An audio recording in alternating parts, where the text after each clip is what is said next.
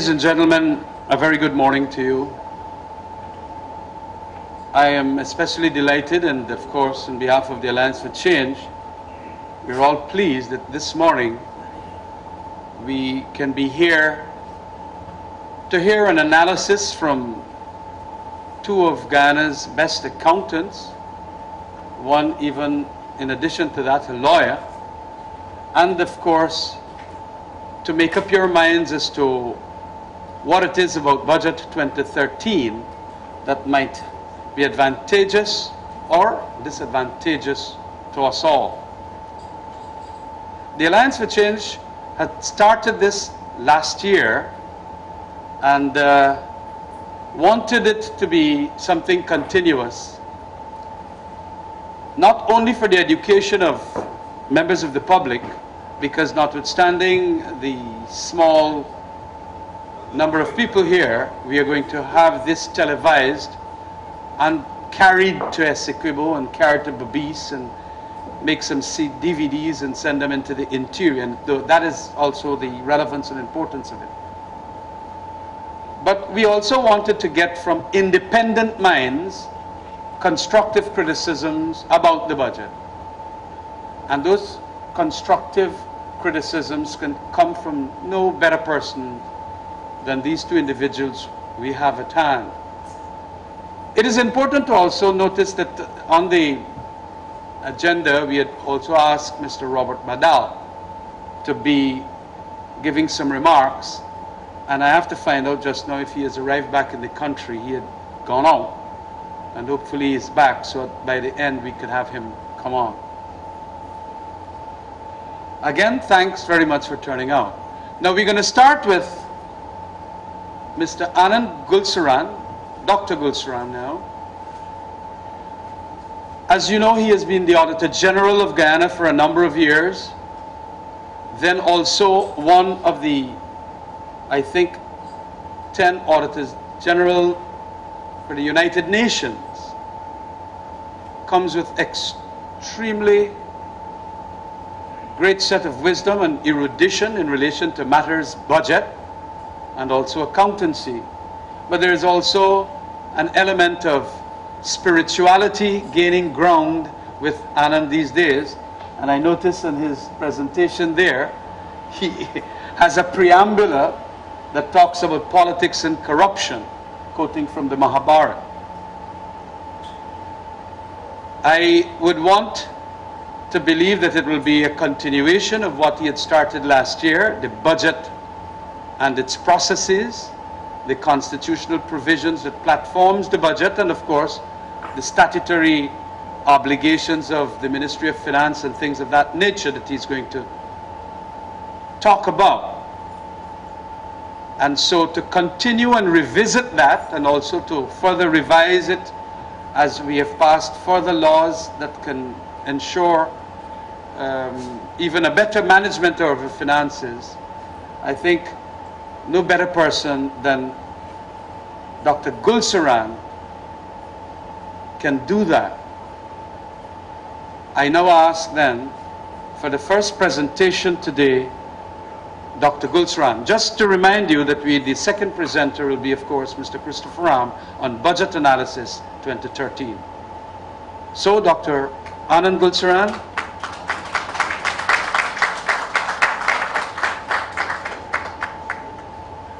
All public monies must go to the consolidated fund.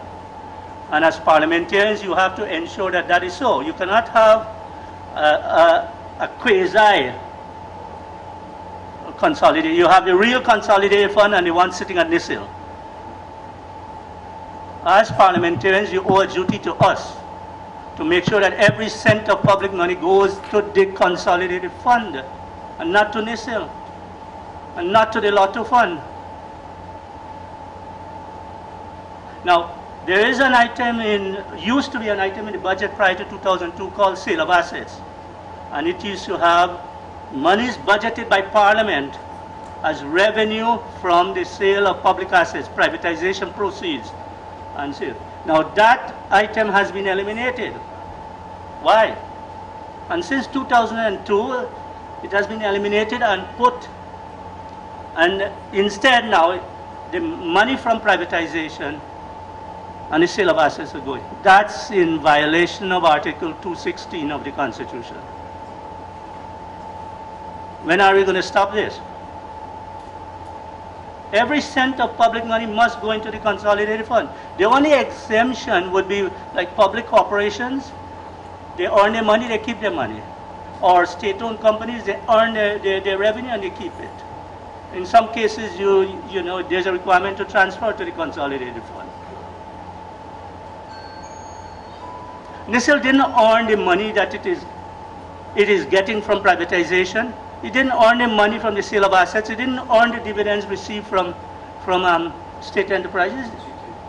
It didn't earn GT&T. Why is it retaining it? Please, parliamentarians, make sure that the money goes into the consolidated fund.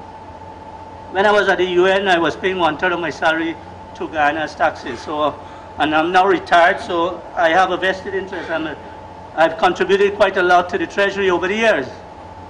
And I would hate to see, it hurts me to see the abuse that is taking place of the resources of the state. Then we have, now I read a response to Kemraj's statement on the Marriott, at which the Minister of Finance said that you quoted Article 216, but you left out a few words in parentheses. But look at the few words. The only exception is where a fund is established by an act of parliament for a specific purpose. Revenues can only be retained to the extent of defraying expenses. Revenues, and you can have the example of GGMC and GFC. They can retain their revenues, but even then, if they have surplus, accumulated surplus, they need to transfer to the consolidated fund. You can only retain money to the extent of meeting essential expense, the cost of running the operations. Now what does Article 217 say? No expenditure must be incurred without parliamentary approval. How much expenditure is incurred in this country without such approval? And what are you doing about it? Mr. Gaskin, how are you? What are we doing about it? Lot of funds. Money is going into NISL and paid out to build a hotel. Did Parliament approve of those expenditures? The answer is no. And what are we doing? Sitting down and relaxing? We will put pressure on the politicians to do something. We will put some pressure on the politicians to do something about it. Article 270 is very sacred. Mr. Kisun, how are you? No expenditure must be incurred without parliamentary approval. No public expenditure. And how much of that is happening is alarming. And even any other public fund, no monies can be expended without parliamentary approval. So it's not only the consolidated fund, but any other public fund. Only Parliament must approve of expenditure.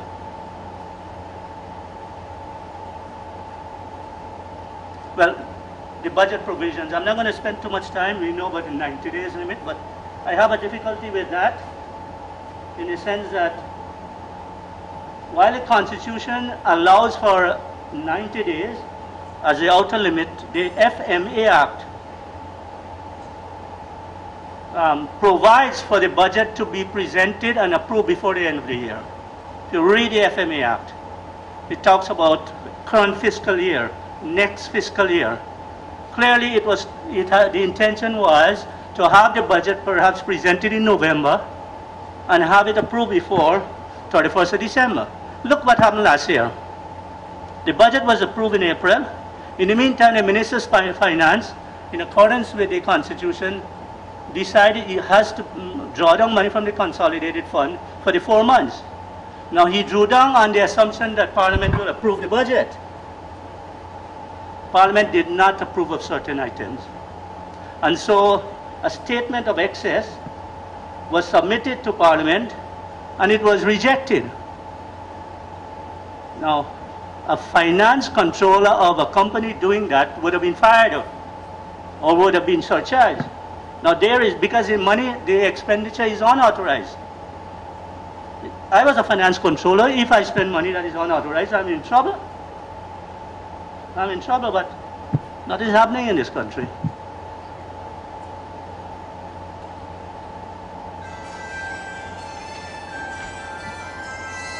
So we know about the appropriation bill that is coming through very shortly, or the draft is in front of the members of the National Assembly. So falling from the budget, there is this appropriation bill. And once the appropriation bill is approved, then that's the authority to draw down from the consolidated fund to meet public expenditure. Then there is provision for supplementary estimates. That's during the course of the year, if amounts are insufficient and there is justification, then the Minister of Finance is required to submit a supplementary estimate well in advance. And I think the Minister is obliged to submit not more than 5 estimates, supplementary estimates for the year.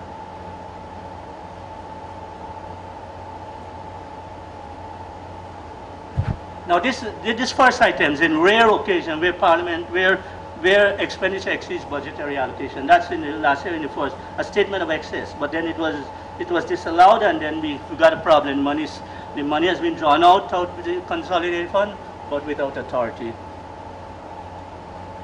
And that's Article 219 of the Constitution. There is also provision if Parliament is dissolved, and the Minister of Finance is authorized to make withdrawals from the consolidated fund up to 3 months. So look out for that soon. Right? So when Parliament is dissolved, when it's going to be dissolved later in the year, then the Minister can draw money up to 3 months. Now, any such authority, if the Minister authorizes withdrawals from the consolidated fund for the first 4 months, or in prior to or around the time when Parliament is dissolved, he is obliged as quickly as possible to submit a statement of expenditure so that Parliament could give the necessary covering approval. Now, contingencies fund. We all heard about the contingencies fund. It's a fund set up to meet unforeseen expenditure that cannot be postponed without jeopardizing the public interest. It's unavoidable expenditure, no provision has been made or insufficient. It's like the 2005 flood, when we had the flood. That's an emergency, it's a national disaster. That's the only time when you ought to draw money from the contingencies fund, when you have a national disaster. But over the years, since my time, it has been a routine something. As soon as the money is not enough, the Minister is drawing down from the contingencies fund. That's wrong. That's absolutely wrong. Only in the case of an emergency or a national disaster, monies can be drawn down from the contingencies fund. And then once money is drawn down, then the Minister, at the very next sitting, I don't know to what extent this is compliance, at the very next sitting has to present a supplementary estimate to clear the advance taken from the contingencies fund. Well, I'm not going to go through the budget preparation because we passed all of that. 6 months before, the Minister is required to start the process. And as I said, the intention of the FMA Act is to have the budget approved before the year starts. I'll give you 2 examples. The United States, on the 31st of December of any fiscal year, it ends at 31st of December, they reach an agreement on the budget. And in the United Nations, I was at the United Nations has a biennial budget. And the United Nations comprises 192 member states. And imagine the kind of problems they have to agree on something with 192 member states, each having vested interest. But come on the 31st of December, the budget is passed. They reach a compromise, even if they have to go until 4 in the morning. So parliamentarians, I'm asking that you look carefully at a situation where we can have our budget passed before the year starts, to avoid the problems that we had last year. And I anticipate you will have problems this year too.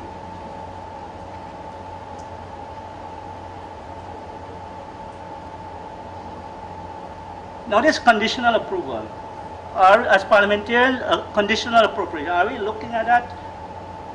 Conditional approval is a situation where a budget agency or central government agency collects money, and that money has to be paid into the consolidated fund.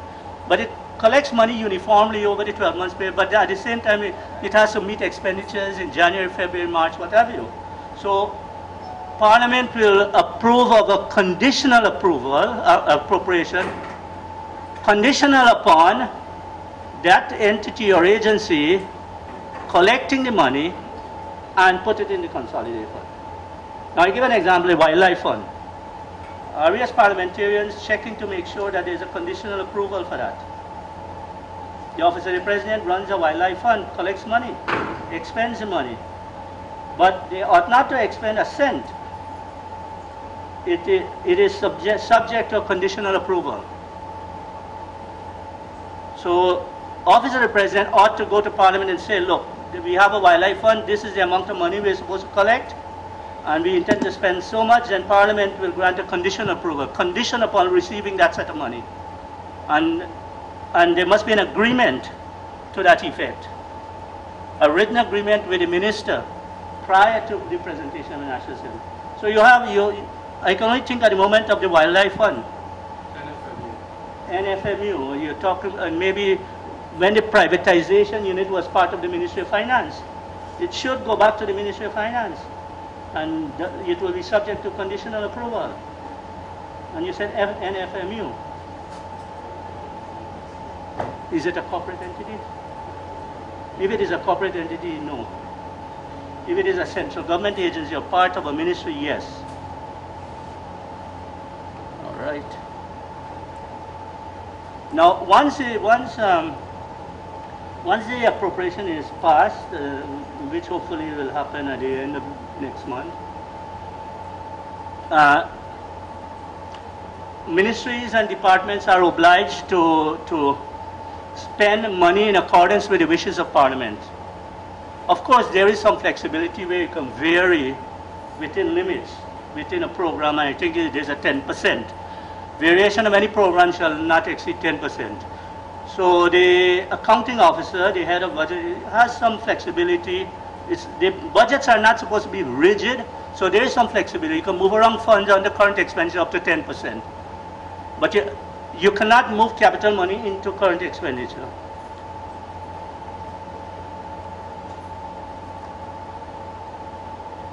And all changes, all these adjustments to the budget, the minister has, at the end of the 10th month, has to compile all the changes in the budget and then make the presentation to Parliament by the end of the 11th month, so that the Parliament can approve of all amendments or all adjustments to the budget. The FMA Act is quiet as to whether you can make adjustments for the capital expenditure, but I think the answer is no, because capital expenditure is specific to projects and you can't move around money.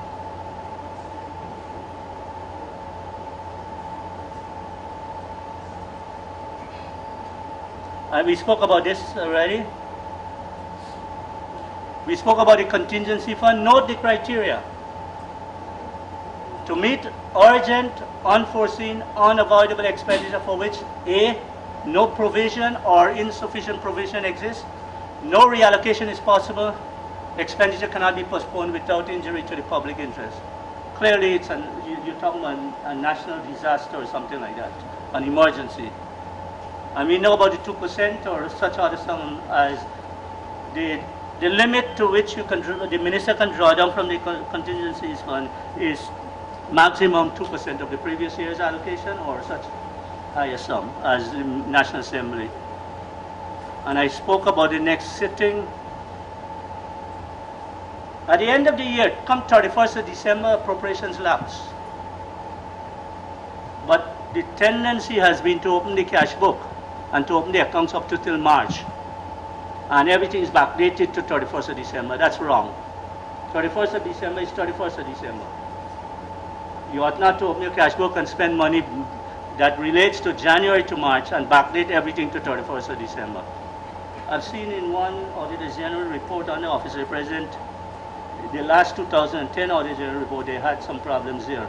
but it was treated very mildly, you know.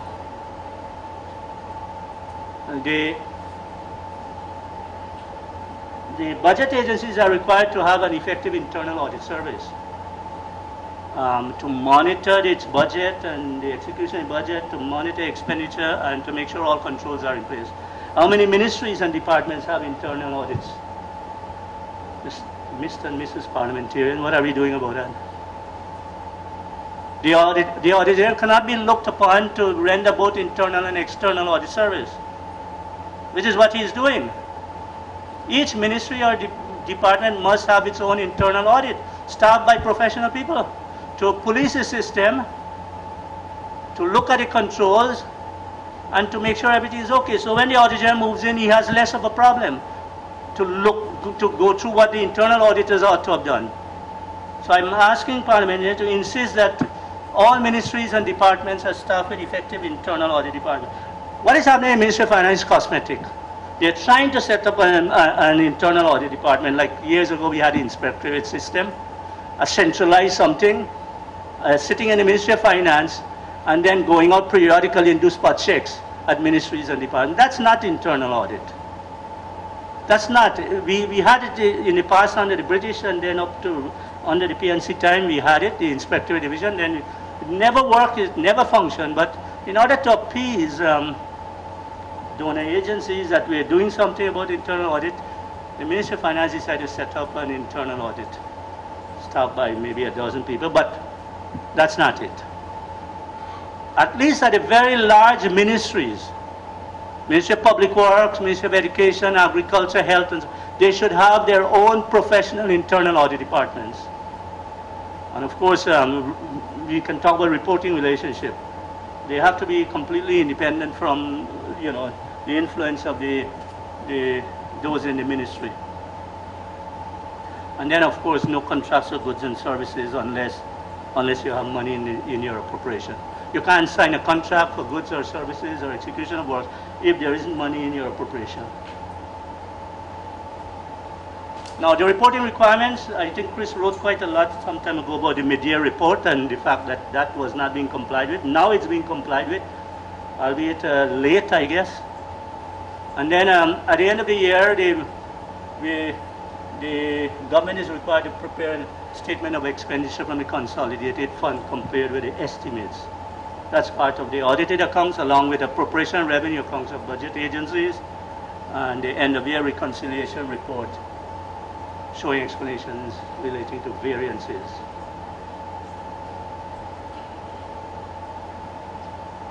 Now, I want to touch a little on the Chief Justice ruling. I'm bang on time.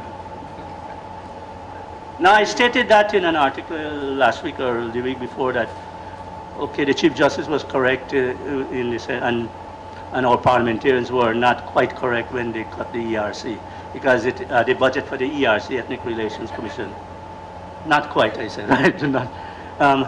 It's a constitutional agency, and its budget is not subject to voting by the National Assembly. But then Kemlaja raised a very interesting question, you know, informally somewhere, where he said that there must be some mechanism. What if the ERC decides to put up a budget for 500 million when we all know that it only needed 50 million? Now, we need to have a mechanism similar to what we have for the Audit Office. The Audit Office is a constitutional agency. Parliament approves a lump sum under the Parliament Office as a subvention, but it is subject to scrutiny and approval by the Public Accounts Committee of the National Assembly. I would advocate that all constitutional agencies, if they're going to get lump sum money, and Parliament ought not to vote, Parliament as a whole, on the budget, then you need to have a subcommittee of Parliament. And the ideal committee is the Public Accounts Committee, to scrutinize the budget, to make sure that the budget is reasonable. Then overall Parliament can approve. So that's my recommendation. The other aspects of the Chief Justice ruling are subject to different interpretation. It's an interim ruling, it's not a final, it's provisional. I don't know to what extent we can rely on it. But it is obviously wrong for the Minister of Finance to go to the contingencies fund to restore the original budget. It is wrong. It undermines the authority of Parliament.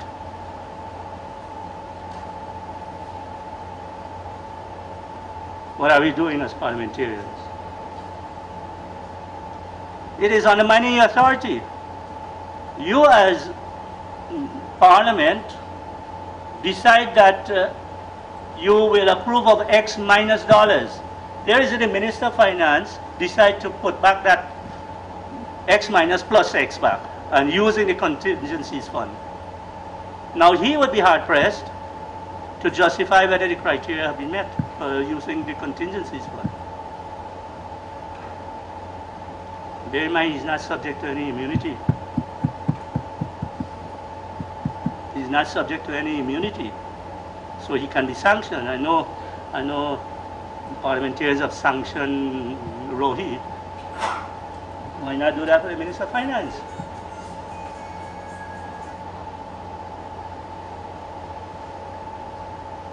I've written this that the minister is like the finance director of a company and Parliament is the board. And when I was a finance controller,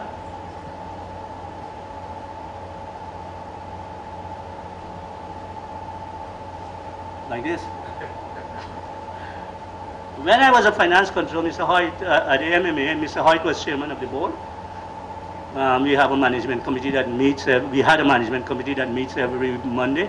So we agree on a budget to present to the board. And when it goes to the board, and the board is not happy, we have to go back to the drawing board and rework the budget to the satisfaction of the board. And I think that is a principle. The Minister of Finance, after you have all this debate, which is going to be a waste of money and time, if having gone through the 1 month of debate, and there is merit in having the budget amended, and the minister refuses or the government refuses, then it's a waste of taxpayers' money and time. And we need to fire all of you. We need to fire. Right. So the minister is obliged to go back. The government should tell the minister, well, there is merit in the opposition's argument, let's go and amend the budget. And that's what happens overseas. That's what happened with the Obama administration. And the very last minute, they reached a compromise. And I was in Toronto in January last year or something, where the province of Ontario had a similar problem, and at the very last minute, they reached an agreement. Why is it, as parliamentarians, we can't sit down and reach an agreement? Why is it that we cannot find compromises? When we can't find a compromise and we cannot get agreement and the minister refuses, what next? Then Parliament will have to use its democratic power.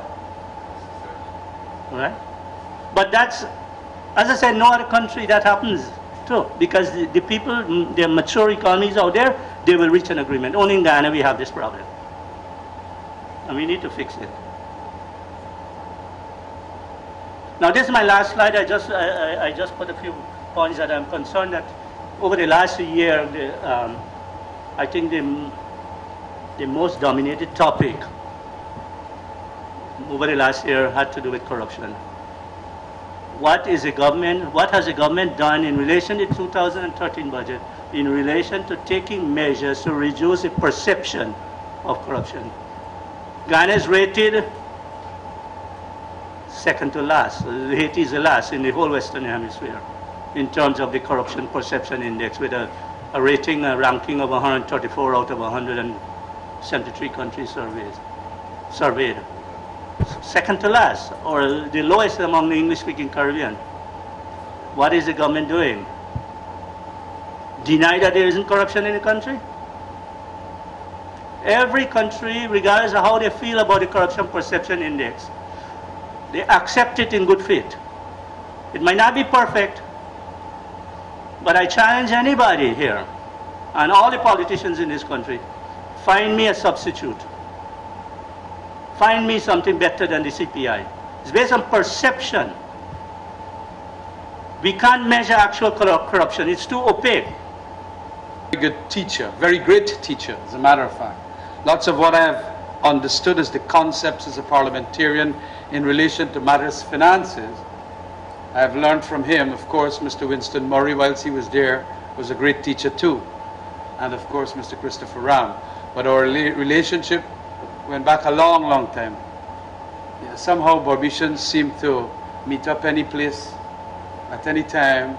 And of course, being the hospitable people they are, they're very generous with their wisdom and knowledge. And Goodsarran has been an extremely good friend and teacher to me on matters finance. Thanks very much for that, and I hope that you would appreciate what he has said here and has learnt something.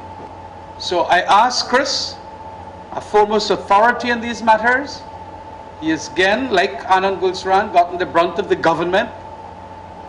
And I think that if the government could just listen to him and ask him for more advice, this country's finances will be in a better shape. But to continue the presentation this morning, to do the second one, sorry, I ask Chris to take the podium.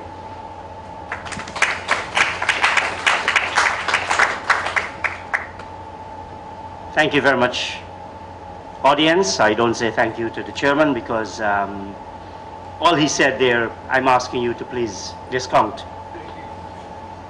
1 year ago, indeed, we were here discussing immediately after the November 28th general elections, the question of the estimates of Guyana and the role of the National Assembly, which by that time had moved into a majority situation, majority in parliament, minority in government, because I regard the opposition as part of the government in any country, and what could have been done. I'm a very junior lawyer, so I don't want to get involved too much in the question of the case, or what came to be known as the budget cuts case. As you know, it's a matter of public record. And as Dr. Goodsarran said, after the debate, which is about to wind up in the National Assembly, the National Assembly constitutes itself into what is called the Committee of Supply. They sit in the same place, sit exactly in the same place, and they go through the budget estimates, those 3 volumes that you see there, 1, 2, and 3. The standing orders, which have been made sacrosanct over time and by constitution, allow the National Assembly or the Committee of Supply to make amendments, to cut, to adjust, except that on a motion to increase, that can only come from a minister with the approval of cabinet. What we had in this particular instance were cuts that were led largely by the two political parties. What is interesting, the cuts were agreed to by the Minister of Finance, agreed to by the National Assembly. A new appropriation bill was presented and it was agreed. Suddenly, Mr. Anil Nandalal, Attorney General, had this bright idea: we go into the National Assembly, we go into the court this time, and we want to reverse the cuts. I blame the attorneys for not pursuing the case. The Chief Justice, in fact, gave a decision on one single item only, and that is to restore the allocation for the Ethnic Relations Commission on the premise that the ERC is a constitutional body and is subject to a block allocation but not a vote. My friend Raymond Gaskin will point out, here we were allocating money for a non-existent commission. Well, why don't we allocate for the Procurement Commission? What I am a little bit concerned about, as I prepared for today's meeting,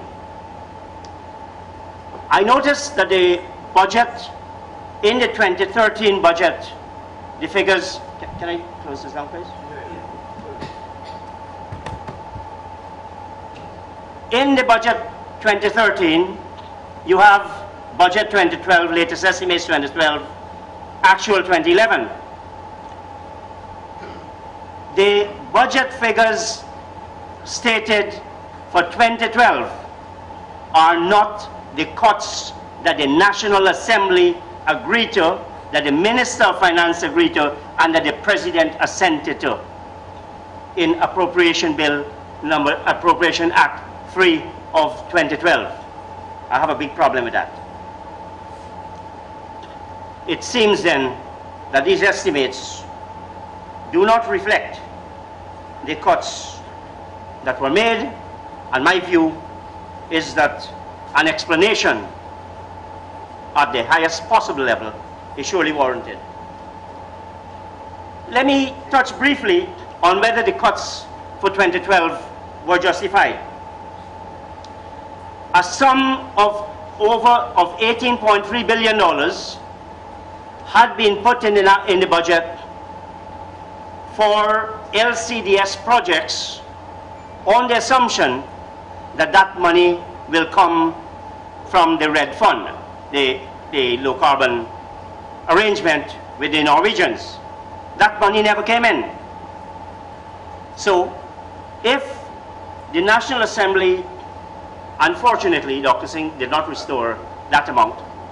If the National Assembly had restored that, had approved that money as an expenditure, instead of having a deficit of $31 billion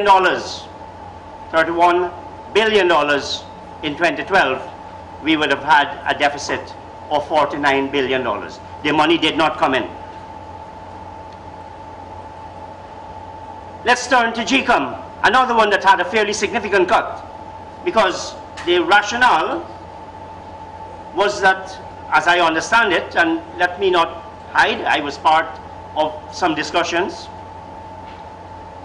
The rationale was that, look, 2012 you don't have elections, you've already agreed you're going to postpone local government elections. Why would you want as much money in 2012 as you wanted in 2011 when you had national and local government elections?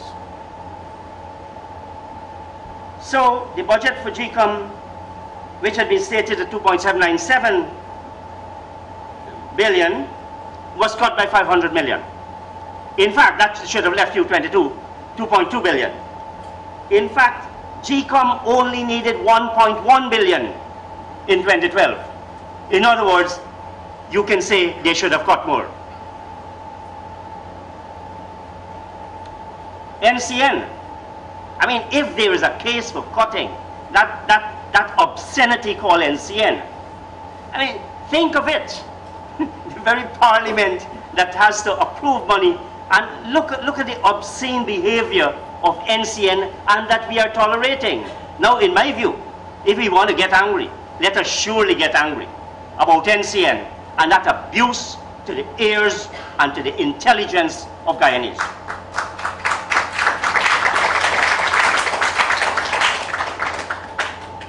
I should let you know that NCN is again allocated money in the estimates for 2013. Office of the President. Office of the President has been spiraling in terms of the number of contract employees. We all know that following the budget cuts,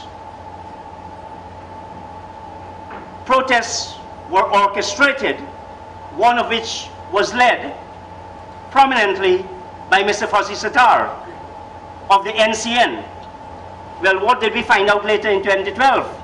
That he was overseeing and in charge of some very fuzzy transactions taking place at NCN. Now, you're going to tell me that was not justified? For the Office of the President, the cuts were targeted mainly at the Army of Contract Employees that undermines, and I think this is a big issue, unfortunately, we seem not to have a trade union movement in Guyana. Whether we're talking about the PSU, we're talking about the TUC, or any of the other unions. they really are useless. And if they were to disappear overnight, it would make absolutely no difference to Guyana.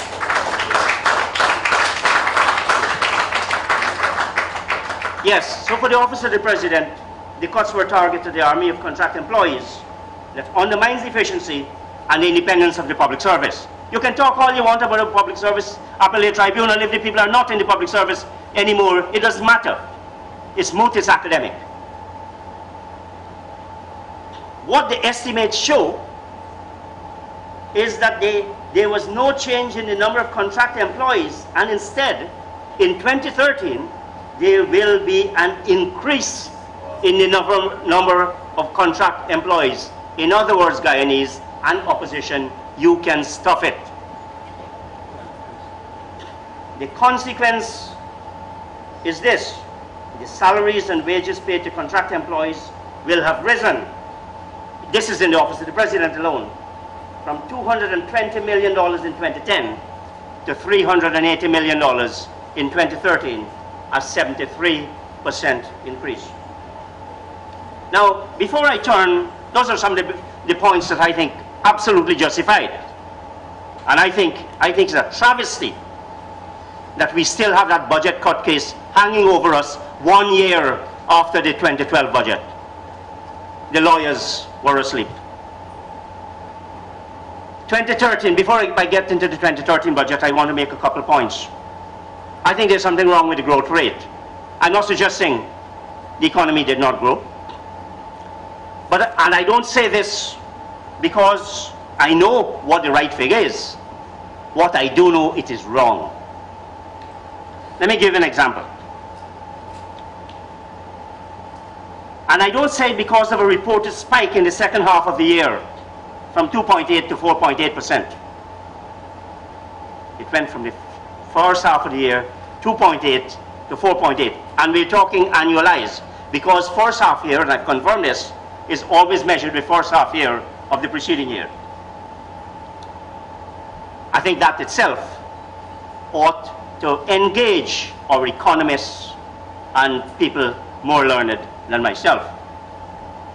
What makes me wonder, and what makes me categorical about the inaccuracy of the national growth rate is this: construction is reported to have fallen in 2012 by 11%. Now, we know, the minister kindly told us, that sand production increased by 76% in 2012. I know from industry sources that cement imports increased by 24%. Now, what else you does use cement and sand for if not for construction? Yeah? It just is not true. Now, if a major element of your GDP growth is wrong, it casts doubt on every other figure. And I now have to ask whether the financial and insurance services, which are shown as having grown by 13.8% for the whole year, when it was only 5% in the half year, whether that figure is as accurate as we would like to think it is. I want to mention as well inflation. The reported inflation rate is given at 3.5% compared with a target of 4.6%. But inflation rate is a composite number. In other words, it's made up of several elements.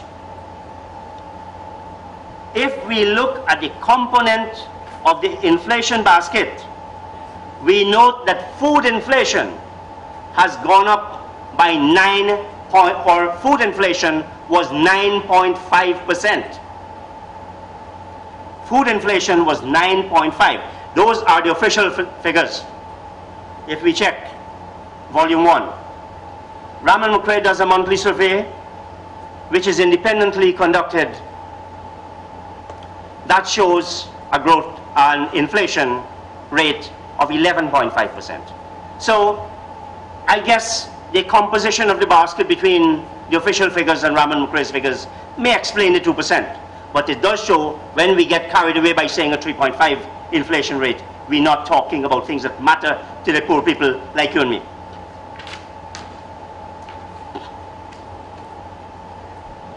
I mentioned before the overall deficit of $31.7 billion, excluding, and that was only because Parliament, or the National Assembly, well, Parliament, because that's made up of the National Assembly and the President assenting. If the $18 billion had been approved and spent, we would have seen an increase in the national debt of $49 billion, because almost the entire deficit on the budget, where you get, where you spend, almost the entire deficit was financed by external loans.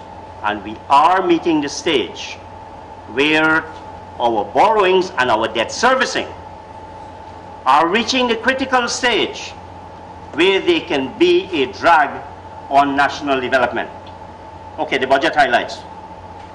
They say, it says inflation rate of 4.3%. But here again, you have to think, what about the food basket? Is the food going to make a bigger dent? Is it going to be higher? Is it going to be lower? Growth in real GDP of 5.3%. We have a problem with, if you have a problem with 2012, then 2013 is going to be hard to measure because it's 1 year over the other. Current revenue is projected at $162.8 billion, an increase of 24.9%, including the GRIF inflow of $20 billion. The overall deficit of the financial operations are likely to move to $33.7 billion without any supplementary allocations, which may or may not come later. And as Dr. Goodsarran said, the law actually allows, I think, for 5 supplementaries, not including any contingencies due to natural disasters, etc. Capital expenditure is projected to increase by 51.8% to $85.7 billion. Now, we are going into all this capital expenditure when we still do not have a procurement commission, which is mandated by the Constitution. And for the hell of me, I cannot understand why our parliamentarians don't do something about it. I really can't understand that. We are voting money for capital expenditure when we don't have the mechanism. The Constitution says we, the people. We are voting money when we don't have the mechanisms for the oversight. The budget also makes provision for tax increases, tax measures, reduction in personal income tax rate from 33.33% to 30%, which is an equivalent of a reduction of 10%. There's a new mortgage interest relief for first-time homeowners, the details of which have so far not yet been publicized. There is an increase in the old age pension from $10,000 to $12,500. We talk a lot about pensions. I had a look, in looking at the numbers.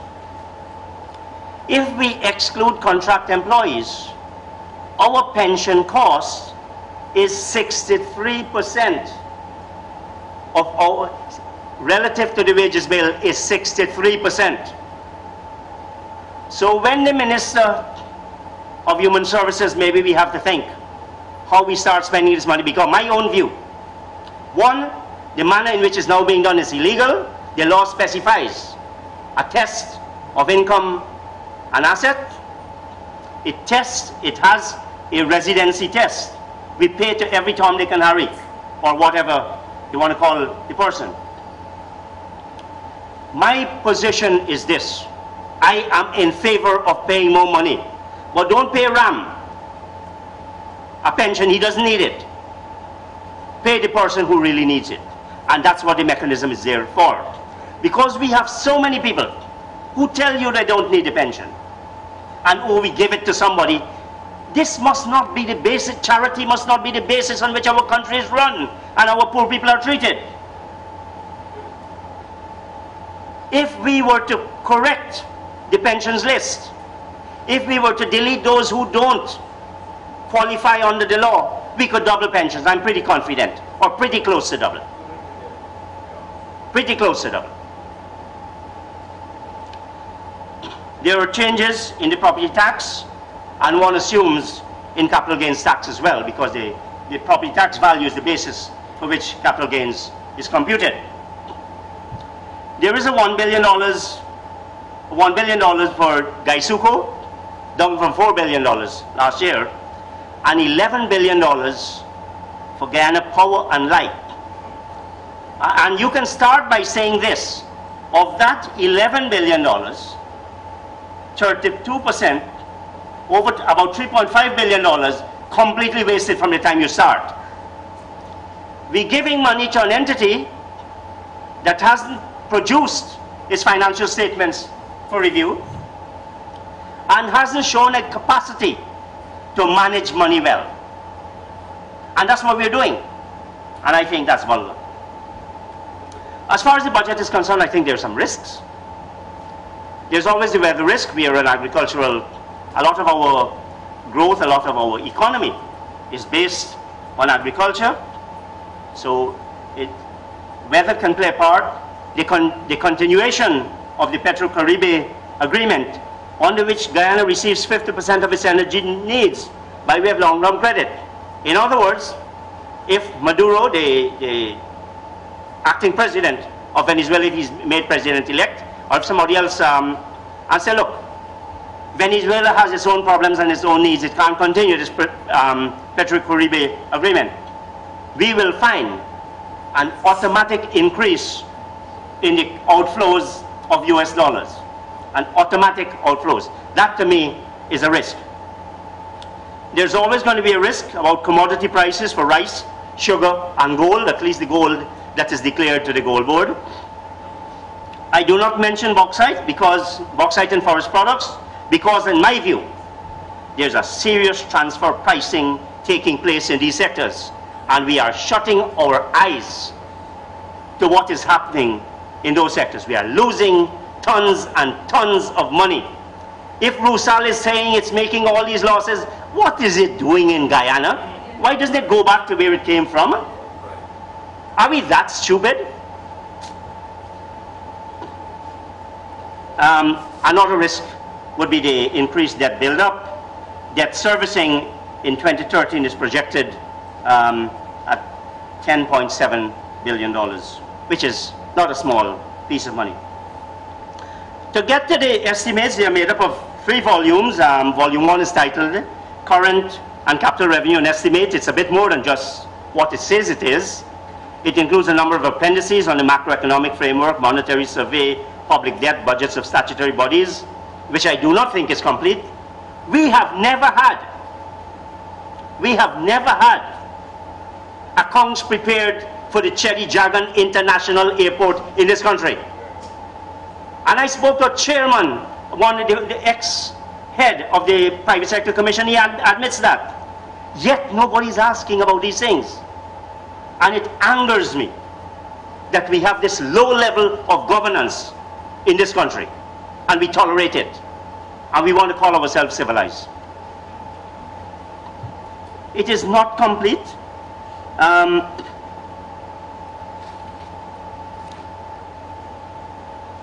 As Dr. Goodsarran said, it's, you know, you don't have the gold board, you don't have the GGMC. GGMC has tons and tons of money that ought to go into the consolidated fund. The GFC, the National Frequency Management Unit, which probably collected some money for the radio licenses, the lottery money, all that should be paid in the consolidated fund. There's no question about it. So you have an incomplete budget. And what we're talking about this morning is not a complete document, but a partial document.